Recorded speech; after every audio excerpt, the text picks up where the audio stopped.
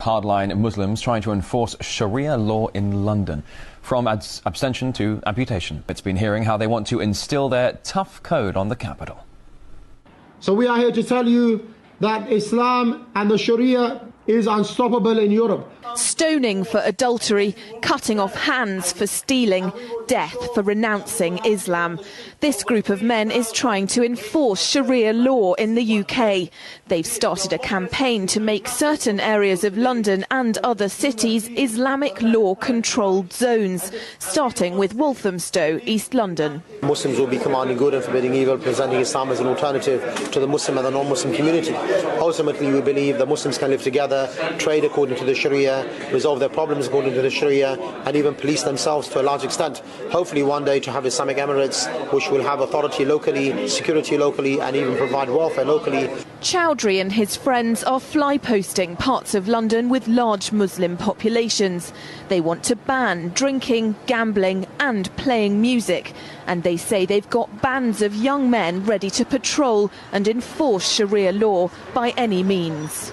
Now, that enforcement will not initially begin on the level of inviting and forbidding verbally. But if someone has the capability to forbid what in essentially is something evil, like pornography or prostitution, he should do so. And by that you mean physically? Of course, I believe that the prostitutes that are near the mosque, they should be run out of the area. These Muslims say British society is broken, riddled with drugs, crime and prostitution. Because of that, they firmly believe members of the communities they're targeting will welcome Sharia law. But the word on the street about the campaign tells a different story. Comes down to, if you don't like the laws of the place you live, find somewhere where you do appreciate the laws, and all of these things are completely legal in this country. This is not India or Pakistan, this is England. We've got our own laws.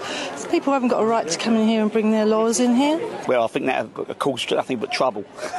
Councillor Martin Easom agrees, saying this could destroy community cohesion. We've got squads going around the borough taking down the posters as soon as they're put up, because we do not want these posters around our borough. They do not represent the views of our borough, and they have no place in Waltham Forest. Citizen equality campaigners say the Sharia supporters shouldn't be considered a religious movement, but a far-right political organisation with a poster campaign designed to divide and conquer communities. The danger lies in dividing people, dividing communities, creating mistrust, and particularly from non-Muslims towards moderate Muslims. I think this is part of their aim, is to create mistrust, so they can then turn to moderate Muslims and say, look, everyone hates you, we're your friend, turn to us. And it's a very, very dangerous thing, and it's a political tactic to increase their own power. Undeterred by opposition, Chowdhury and his group plan what they see as the beginning of an Islamic emirate, not just in the UK, but all over Europe. Police have mobilised to take these posters down as fast as they appear, but Chowdhury and his group say they've formed bands of vigilante enforcers to make sure Sharia is adhered to, verbally or physically. And in other parts of London, women have already been harassed for not covering their heads. If these Muslims ever get their way, I won't be able to dress like this on the streets of Walthamstow or many other parts of London, Brussels, Rome and Paris.